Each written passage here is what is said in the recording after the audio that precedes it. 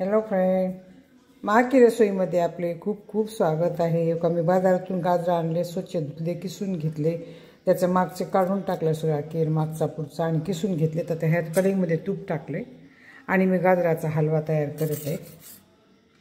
आता हो कढईमध्ये टाकले मी।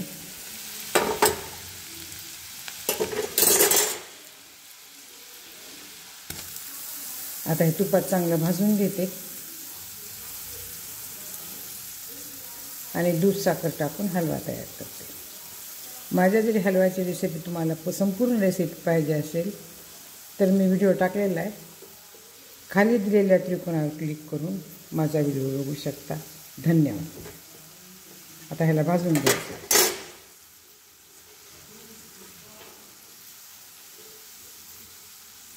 चांगलं भाजलं की त्याच्यामध्ये दूध टाकायचं, साखर टाकायचं, सुका मेवा टाकायचा।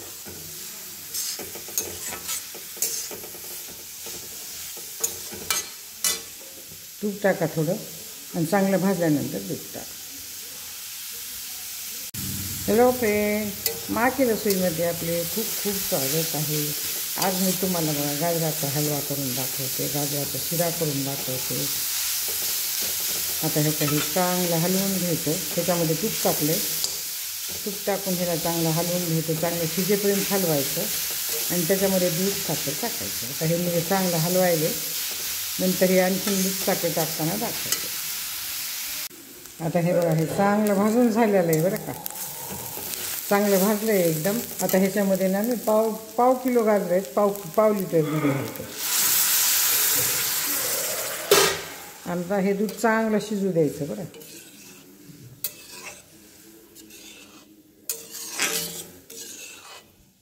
दूध चांगलं शिजलं, हे दूध पूर्ण आटलं की ह्याच्यात साखर टाकायची, वेलची टाकायची आणि काजू बदामाचे काप टाकायचे। हे उडत असते, ह्याला निवांत सावकाश शिजू द्यायचं। उडत असते, उडून बाहेर येतं हे सगळं। असं गॅस मोठा केला की अगोदर थोडा गॅस मोठा ठेवायचा आणि थोडं चांगलं उकळलं की गॅस लहान करायचा आणि हे सगळं आटल्यानंतर ह्याच्यामध्ये साखर टाकायची। तुम्ही कुकरमध्ये पण करू शकता बरं। कुकरच्या डब्यामध्ये साखर, गूळ, काजू बदाम, दूध टाकून हलवून घ्यायचं आणि त्याच्यामध्ये बाहेर काढून थोडं तूप टाकून हलवायचं। ते कुकरमध्ये पण छान होते आणि असा पण छान होते। कुकरपेक्षा हा हलवा खूप स्वादिष्ट लागतो। आता हे बघा, शिराचा हलवा चांगला हे झाला बरं का, ह्याला तूप सुटलं आहे आता। आणि एवढा हलवा सुकू द्यायचा। सुकल्यानंतर त्याच्यामध्ये साखर टाकायची, बराबरीला साखर टाकायची। पाव किलोला पाव किलो साखर टाकायची। त्याच्यापेक्षा थोडी जास्त बी टाकली तर हलवा छान लागते।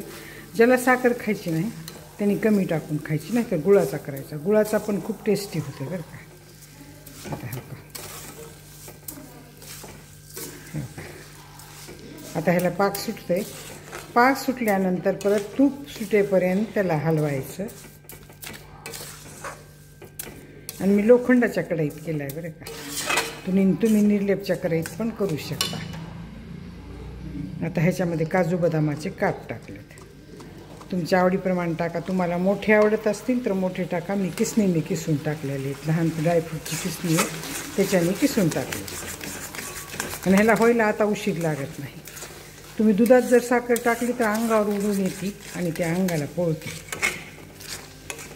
खूप टेस्टी लागते आणि खूप पौष्टिक असते बरं का। ह्या हिवाळ्याच्या दिवसातच आमच्याकडं गाजरं येते, गाजरं परत येत नाही आमच्याकडं।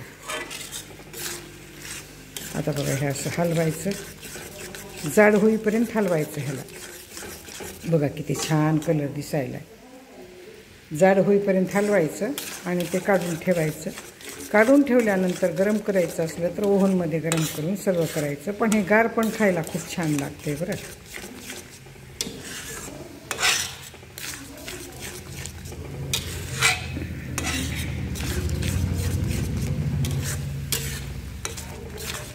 थोडा केला आहे मी, पाव किलोचा आणले होते। 1 किलो गाजरं, पण खिसायला मला त्रास होते हाताला म्हणून मी पाव किलोचा केला आहे। आता हे चांगलं मुरू द्यायचं आणि चांगलं शिजलं आणि मुरलं की एका डब्यामध्ये काढून ठेवायचं। फ्रीजमध्ये नाही ठेवलं तरी चालतंय बरं का, 2-3 दिवस। आणि जास्त दिवसाचा करायचा असला तर तुम्ही फ्रीजमध्ये ठेवावा लागेल, बाहेर आंबट पडेल। आता हे 2 ते 3 दिवसाचं आहे. मी फ्रीजमध्ये ठेवणार नाही, बाहेर ठेवूनच सगळ्याला सर्व करणार आहे. आता हे काय व्हायलं आहे, ह्याचं पाक उडून अंगावर यायला आहे.